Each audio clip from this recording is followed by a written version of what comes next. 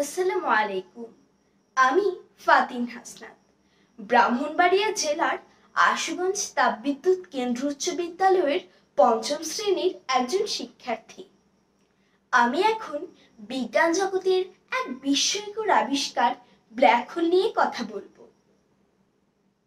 প্রথমেই বলছি, black hole যে প্রচন্ড আকর্ষণ বলে সবকিছুকে ধরে রাখে, এমনকি এর মধ্য থেকে আলো বের হতে পারে না। ধরা যাক ক্রিকেট খেলার কথা। আমরা সবাই কখনো না কখনো ক্রিকেট খেলেছি এবং ক্রিকেট খেলা দেখেছি। এখানে ব্যাটসম্যান মাঝে মাঝে বেচারা বলকে জোরে আঘাত করে উপরে পাঠিয়ে দেয়। এখানে ইংরেজিতে একটা প্রবাদ আছে, যার অর্থ যা উপরে যায় তাকে নিচে আসতেই হবে।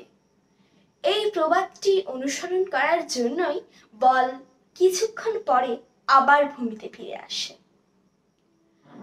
আচ্ছা, এরকম যদি না হয়ে বলটিকে যদি আর একটু জোরে মারা হতো, তাহলেও সেটি এই প্রবাদ অনুসরণ করত।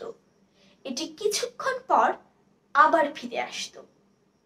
আর একটু জোরে মারা হলে আর একটু পরে ফিরে আসতো। আর একটু জোরে মারা হলে আর একটু পরে ফিরে আসতো। এবার ধরা যাক প্রশ্ন করা হলো, এমন কি চলতেই থাকবে?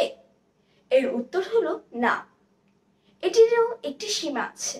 ধরা যাক হঠাৎ মিস্টার ব্যাটসম্যানের গায়ে পুরো ইউনিভার্সের শক্তি এসে ভর করলো।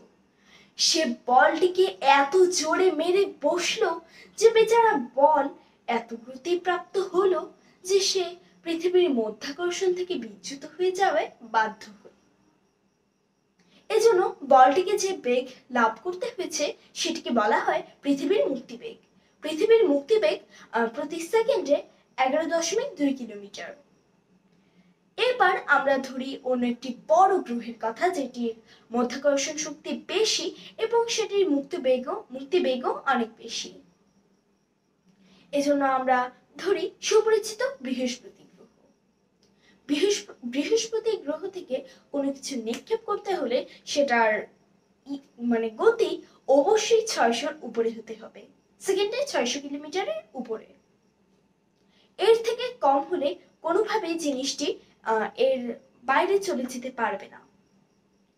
এবার ধরি আমরা এমন একটি স্থানে আছি যেখান থেকে বল নিক্ষেপ করা হলে সেটির মুক্তিবেগ হতে হবে আলোর চেয়েও অনেক বেশি।